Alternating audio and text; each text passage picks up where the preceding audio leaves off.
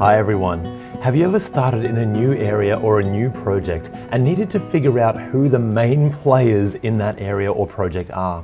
Well, one of the best ways to do that and to figure out where everybody sits, how much they need to be engaged and how much power they have over your project or your product, one of the best ways to do that is with a salience chart. And that salience chart ranks the people in your area. First of all, we might have all of our people just listed, so from stakeholder 1 through to any of the other stakeholders, leaders, managers, even teams if we need to.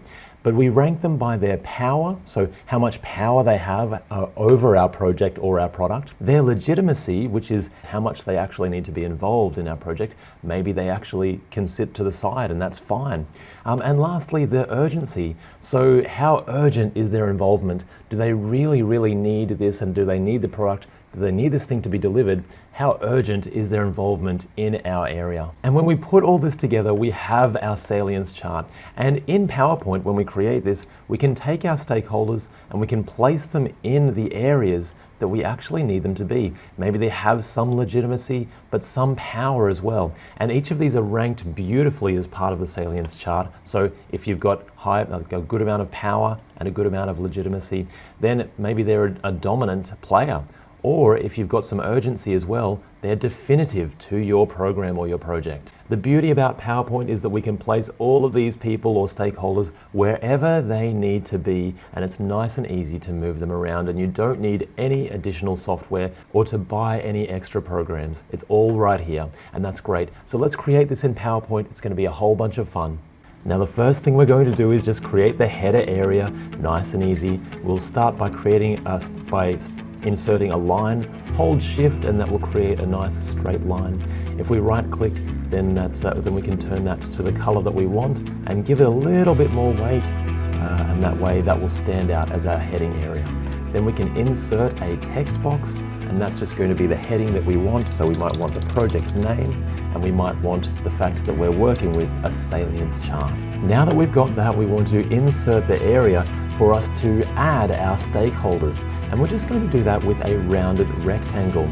So if we insert a rounded rectangle, what we want to do is just right click, give ourselves a nice outline, and to make that the right thickness that we want.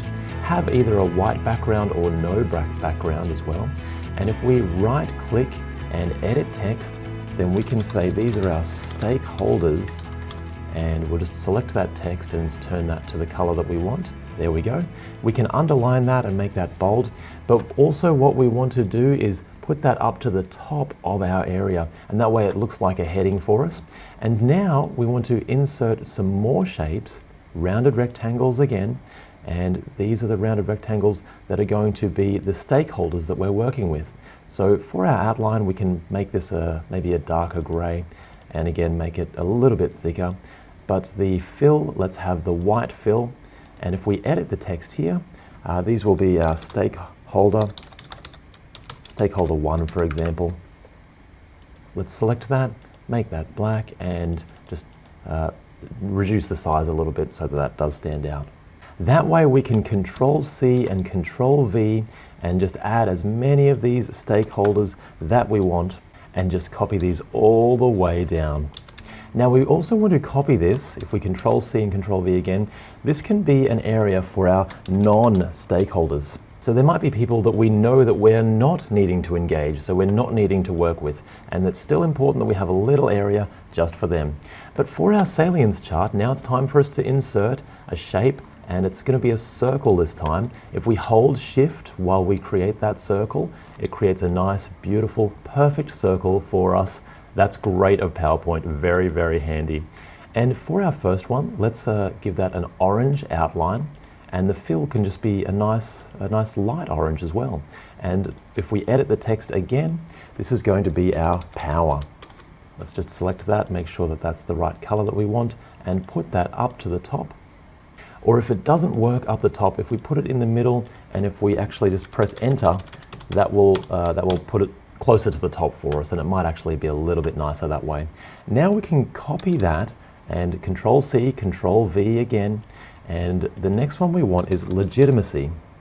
And for this one, all we have to do now is just change the outline color and the fill color, And now that looks a little bit nicer. That's differentiated. It looks a little bit better. For our third one, this is our urgency. And let's just change the color to something nice and simple. Maybe that's a nice yellow color there. Now for each of these, you'll notice that they overlap, but we can't see behind them. So we actually want these to be a little bit transparent. And for our urgency as well, we can actually put that in the middle, but let's start putting that down the bottom, I think. So if we just press enter down the bottom, that's a little bit better. Now if we right click and say format shape, we want to go to our fill options and just transparency. So for our transparency, maybe let's make that around 50%. And now we can see behind it, and that's a lot nicer. Same for our other items. Let's select 50% and the other one as well, 50%. And now as you can see, we can see exactly where they overlap. And now what we want to do is just add the different labels for each of these sections where they overlap between power, legitimacy, and urgency.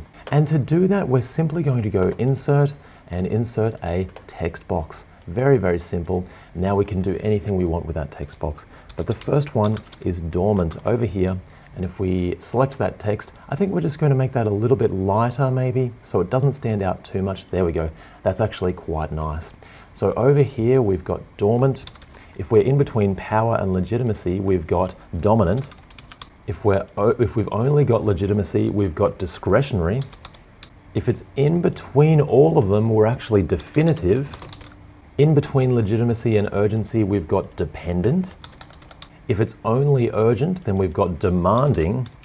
And lastly, if we've got power and urgency, but they're not legitimate, so they actually don't need to be involved, then we've got Dangerous. And now they're all labeled, and once we note all of the stakeholders on our left-hand side here, let's select them quickly, right-click and we'll say bring them to the front so that they do stand out. And if we select them, now we can place them anywhere we want. Maybe we've got one that has high power and legitimacy. Maybe we've got high power and urgency.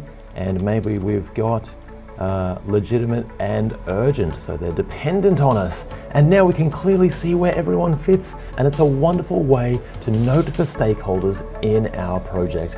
I've really enjoyed spending the time with you creating this Salience chart today, and I hope you take this and use it and create amazing things in your own business. I'll see you in the next video. Bye for now.